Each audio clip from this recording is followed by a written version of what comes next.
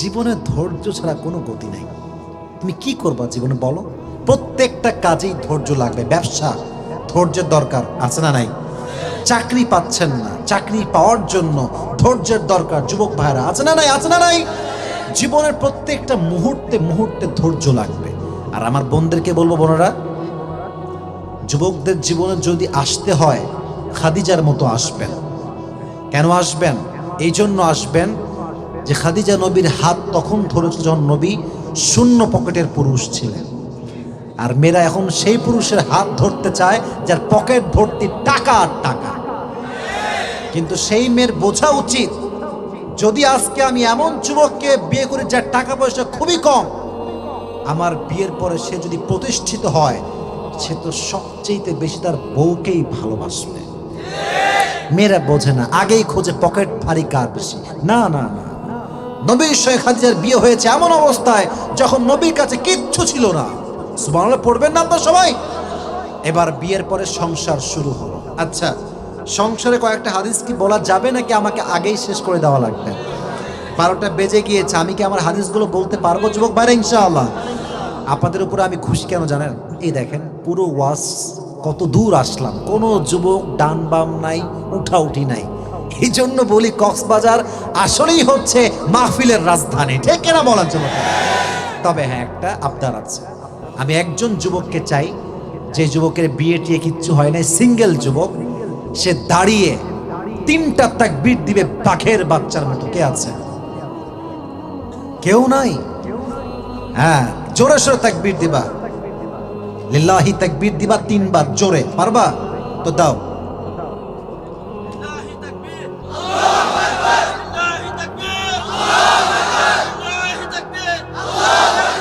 বসো, তোমার বউ পাওয়া যাবে না, বসো। আর একজন যুবক লাগবে যে সেই লেভেলে তাকবীর দিবে একদম বাঘের বাচ্চার মতো। কে আছে? হ্যাঁ, দাও, জোরে দাও।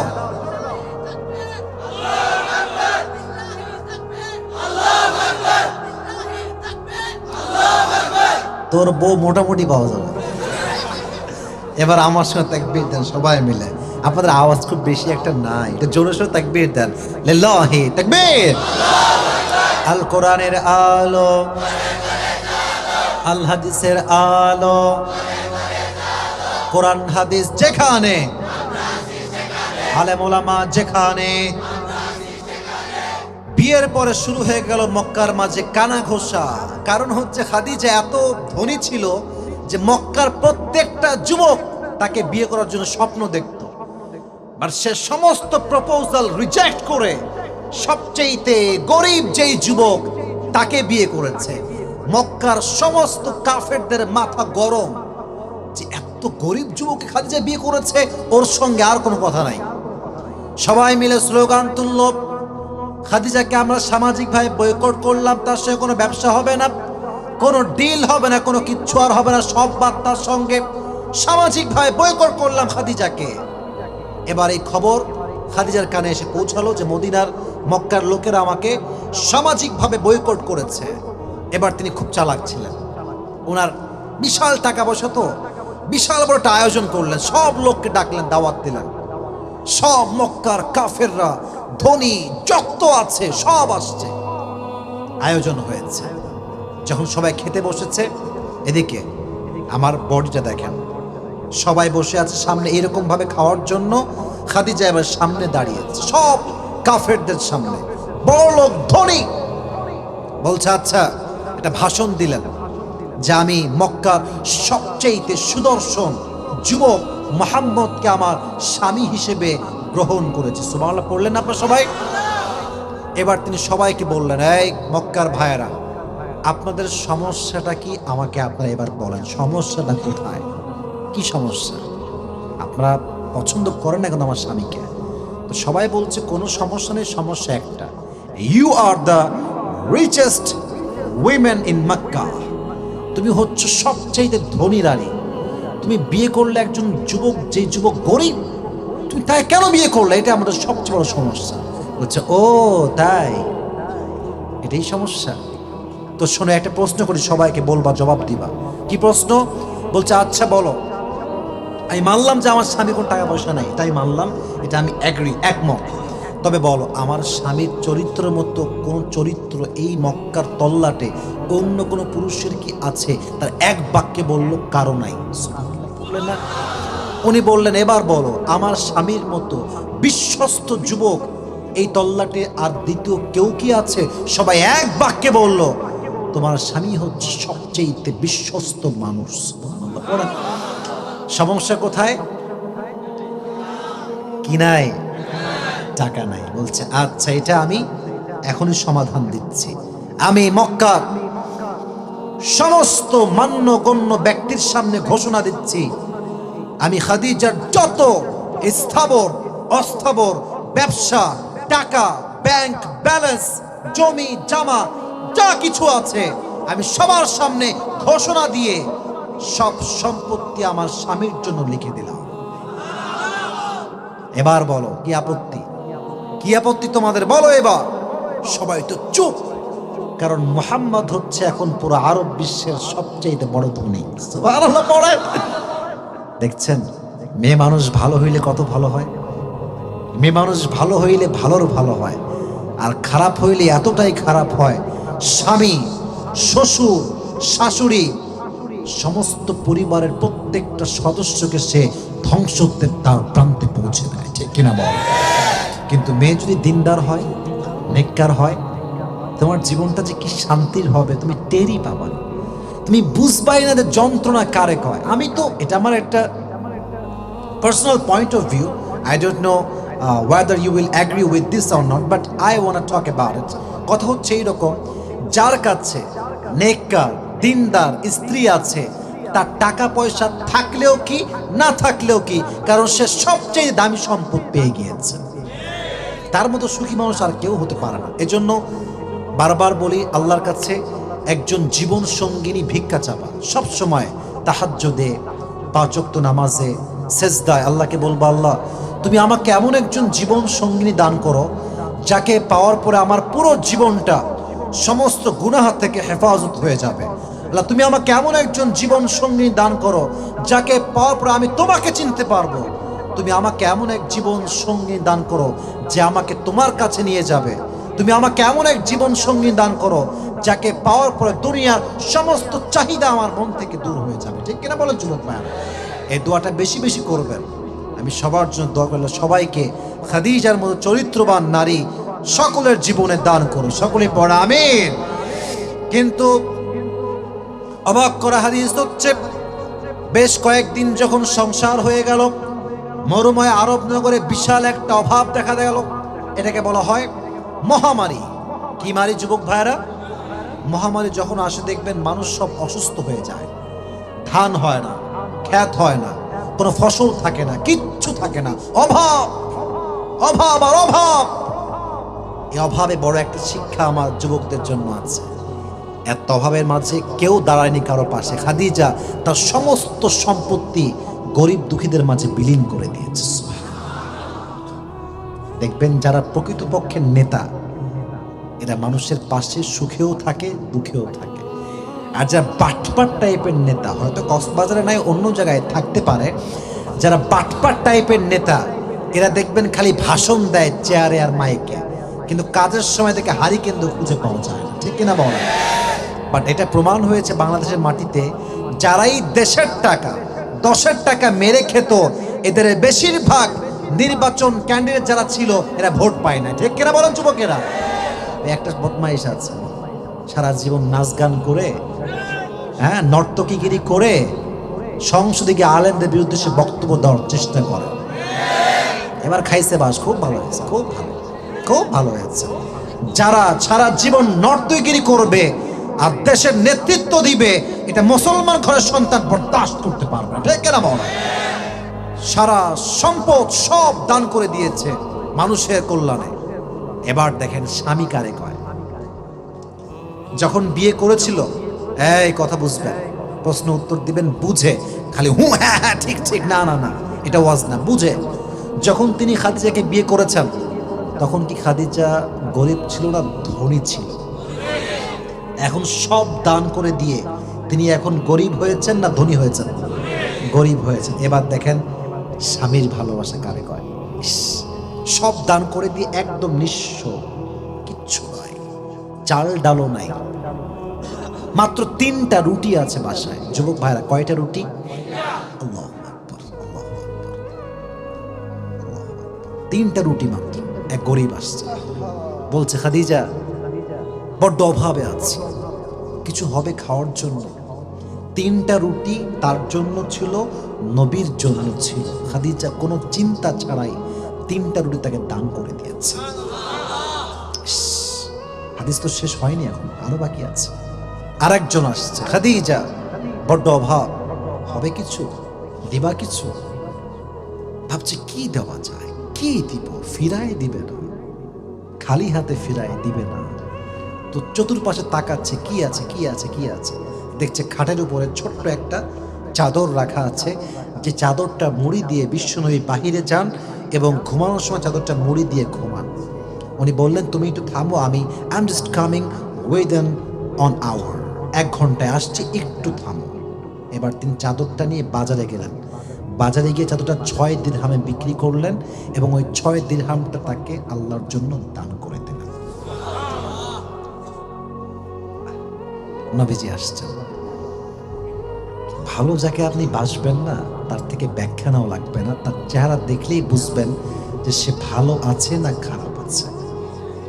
নবী যখন ঘরে আসছেন, দেখছেন চাঁদ মাখা চেহারাটা আজকে মলিন হয়ে আছে, চেহারায় কোনো হাসি নাই, কেমন যেন কষ্টে জর্জরিত চেহারা। নবীজি বলছেন, খাদিজা হোয়াট হ্যাপেন্ড, কি হয়েছে, মন খারাপ কেন তোমার? বলছে, স্বামী আজকে তো আমি নিঃস্ব হয়ে গিয়েছি, আজ আমার টাকা নাই, পয়সা নাই, সামান্য একটা চাদর আপনার, ওইটা আমি বিক্রি করে দিয়েছি।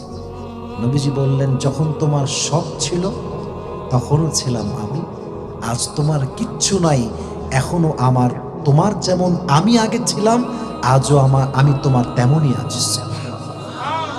শক্ত করে হাত ধরেছে খাদিজা, বলছে তোমার সঙ্গে আমি আগেও যেমন ছিলাম আজও তেমন আছি। ভালোবাসাই তো এইটা, ভালোবাসাই তো এইটা। শূন্য অবস্থায় আমি তোমার পাশে আছি, যখন তোমার সব থাকবে তখন আমি তোমার পাশেই থাকবো। ঠিক কিনা বলেন যুবক ভাই? নবীজি কাঁদলেন, খাদিজাকে জড়িয়ে ধরে কান্না করলেন। কিন্তু আল্লাহর কি লীলা খেলা, সামান্য কয়েকদিনের ব্যবধানে তারা ব্যবসা শুরু করলেন। আগে যেমন ধনী ছিলেন তার চেয়ে ডবল ধনী আল্লাহ বানাই দিলেন। সুবহানাল্লাহ পড়ে সবাই, আল্লাহু আকবার। এই জন্য আমি বারবার বলি, যত টাকা কমই হোক না কেন দান করবেন। হ্যাঁ, 100 টাকা আছে 2 টাকা দেন, 20 টাকা আছে 1 টাকা দেন, কিন্তু দেন, কিন্তু দেন। কেন দিবেন জানেন? ফায়ুযাইফাহু লাহু আদআফান কাসীরা, 1 গুণ দিবেন, আল্লাহ 2 গুণ বাড়াই দিবেন। আরেকটু বলছে, নবীজি বলছে, আল্লাহ 2 গুণে আমি খুশি না, আপনি আরো বাড়াই দেন। আল্লাহ বলছে, তাই? আচ্ছা, যে 1 গুণ দিবে ফালাহু আশরু আমসালিহা, তাকে আমি আল্লাহ 10 গুণ দান করব। না সুবহানাল্লাহ তো আসতে পড়লে হবে না, জোরে সরে পড়তে হবে। নবীজি বলছে, আল্লাহ তাও খুশি না, আপনি আরো বাড়ান, আরো বাড়ান। আল্লাহ বলছেন, ঠিক আছে, সাবআ সানাবিল ফি কুল্লি সুমবুলাতিন মিয়াতু হাব্বা, যে আমার রাস্তায় 1 গুণ দিবে আমি আল্লাহ তাকে 700 গুণ বাড়াই দেব। নবী আপনি খুশি? বলছেন না, আল্লাহ আপনি আরো দেন, আরো দেন। আল্লাহ বলছে, আর কত দেওয়া যায়? আচ্ছা যান, এবার দিব, সংখ্যা হবে না, সংখ্যা নয়, ইন্নামা ইউওয়াফাস সাবিরুনা আজরাহুম বিগাইরি হিসাব। আপনার যে উম্মত ধৈর্যশীল হবে, আমি আল্লাহ তাকে বিনা হিসাবে জান্নাতে প্রবেশ করব। সুবহানাল্লাহ। সুখে দুঃখে দান করবেন, থেমে যাবেন না।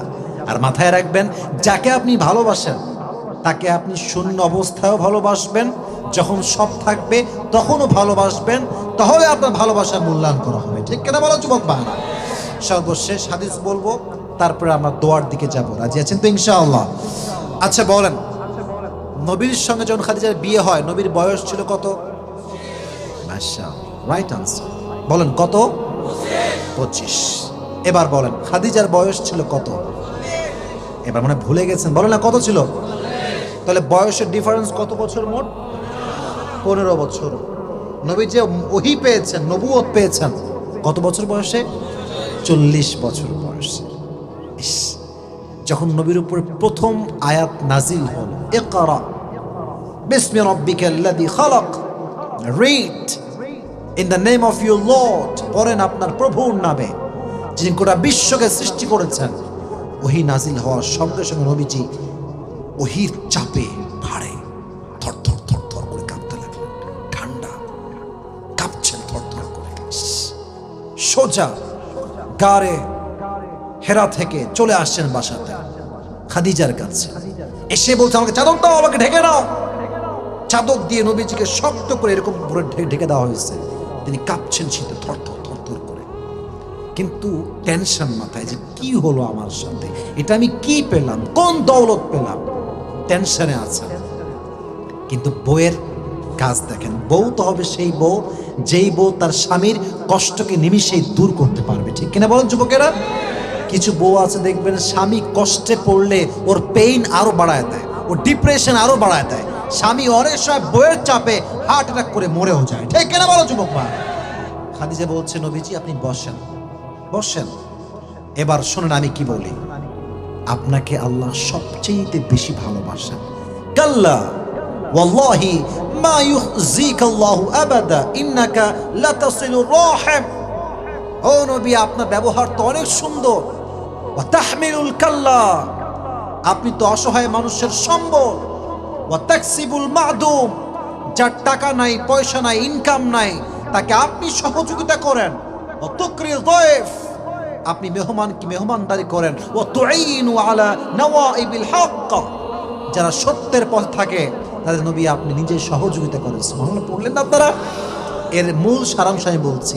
এর মানে নবী যাকে গরিব ভালোবাসে, অসহায়রা ভালোবাসে, যার উপরে প্রত্যেকটা মানুষের দোয়া আছে, তাকে আল্লাহ ভালো না বেসে যাবে কোথায়? নবী আপনি হতাশ হবেন না। আল্লাহ আগেও আপনার সঙ্গে ছিলেন, আজও আপনার সঙ্গে আছে। সুবহানাল্লাহ পড়লেন না তো সবাই? এবং সর্বশেষ কথা তিনি বললেন, আচ্ছা আপনার যে দাওয়াত, আপনার যে মিশন, আপনার যে ভিশন ইসলাম, এটার দাওয়াত আমি আপনার থেকে নিলাম এবং আমি প্রথম কালেমা পড়ে আপনার হাতে প্রথম নারী মুসলিমা হয়ে গেলাম। সুবহানাল্লাহ আপনারা পড়লেন না সবাই? জোরে সোরে সুবহানাল্লাহ পড়ো সবাই। আহা, এই হচ্ছে বউ, এটাকে বলা হয় বউ। এবং সর্বশেষ খাদিজা রাদিয়াল্লাহু তাআলা আনহা যখন মারা যান, এটা ছিল 599 খ্রিস্টাব্দে। কত? 599। এবং তিনি যেই মারা গেছেন, উনি মারা গেছেন রমাজান মাসে মারা গেছেন এবং 10 রমাজান মারা গিয়েছে। সুবহানাল্লাহ আপনারা পড়বেন না সবাই? আচ্ছা, যে শুক্রবারে মারা যায় আর যে রমাজান মাসে মারা যায়, এই হাদিস তো সবাই জানেন যে সে আল্লাহর জান্নাতে প্রবেশ করে। সুবহানাল্লাহ নাই? আমি দোয়া করি আল্লাহ সবাইকে, একটা দোয়া করি যেন রমাজান মাসে শবে কদরের রাতে আল্লাহর কাছে সেজদা দেওয়া অবস্থায় মৃত্যুবরণ দান করে। এবং সবসময় দোয়া করবেন, আল্লাহকে বলবেন, আল্লাহ তুমি আমাকে রমজান মাসের শবে কদরের রাতে সেজদারত অবস্থায় মৃত্যু দান করো। সকলেই পড়ে আমিন। তিনি মারা গেলেন এবং মৃত্যুর পর নবীজি প্রচন্ড পরিমাণে আঘাত পেলেন, কোমরের হাড় ব্যাকা হয়ে গেল কষ্টে। আম্মা জান আয়েশা বললেন, একদিন আমি ঘুম থেকে উঠলাম, দেখলাম নবীজি পাশে নাই। কোথায়? ভাবলাম যে অন্য বউয়ের কাছে গিয়েছে, আমাকে ভালোবাসে না মনে হয়। হাঁটতে হাঁটতে হাঁটতে হাঁটতে কোথাও নাই, কোথাও নাই। হঠাৎ দেখলাম তিনি কবরস্থানের পাশে দাঁড়িয়ে আছেন এবং দোয়া করছেন, আল্লাহ কিয়ামতের কঠিন দিনে যখন মা তার সন্তানকে চিনবে না, সন্তান তার মাকে চিনবে না, আল্লাহ আমি যেন সেই দিন আমার স্ত্রী খাদিজাকে ভুলে না যাই। সুবহানাল্লাহ বলেন না? দূর থেকে আয়েশা দেখছেন যে তিনি দোয়া করছেন, কিন্তু বউ তো একটু হিংসা লাগে, একটু হিংসা লাগে। তো নবী যখন বাসায় ফিরে আসছে, এইদিকে দেখেন, আমি একদম শেষের দিকে আছি, আর সময় বেশি নিব না। বলছে, নবী একটা কথা বলবো, রাগ করবেন না তো? বলছে, বলো। আচ্ছা নবী, আপনি এই বুড়িটা মহিলা বিয়ে করেছিলেন, 60 বছরের বুড়ি মহিলা, তারে আপনি এত ভালোবাসেন? আমরা তো যুবতী, আমরা তো কুমারী, সিঙ্গেল, কখনো বিয়ে করি নাই, আপনি বুড়িটাকে এত ভালোবাসেন? এই কথা শুনে নবীজি চেহারা লাল হয়ে গিয়েছে রাগে। কত বড় সাহস তোমার! তুমি কাকে কি বলছো আয়েশা? খবরদার, তওবা করো। জীবনে কখনো এই বাক্য তুমি আমাকে কখনো বলবো না। মনে রেখো আয়েশা, আমার যখন কেউ ছিল না তখন আমার পাশে খাদিজা ছিল। সুবহানাল্লাহ। এবং আমি নবীর দাওয়াত সর্বপ্রথম যে নারী গ্রহণ করে মুসলিম হয়েছে সে আমার বউ খাদিজাই ছিল। সুবহানাল্লাহ পড়েন।